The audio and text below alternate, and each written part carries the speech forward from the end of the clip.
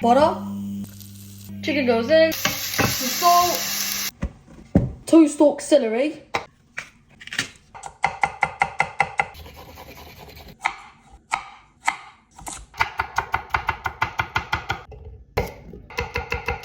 Goes in.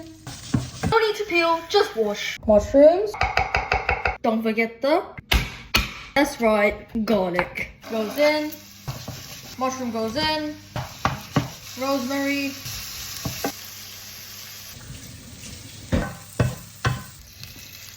Two tablespoons flour. Veggie stock and milk. Bring it to a boil. Get your puff pastry.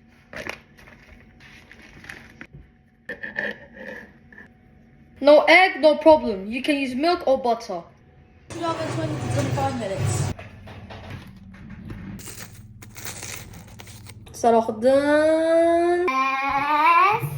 Ooh, it looks interesting. What is this? Try, you'll love it. Okay, I trust you, bro. Bismillah. Mmm. It's creamy and crunchy at the same time. What's this again? It's chicken pot pie. That's yummy.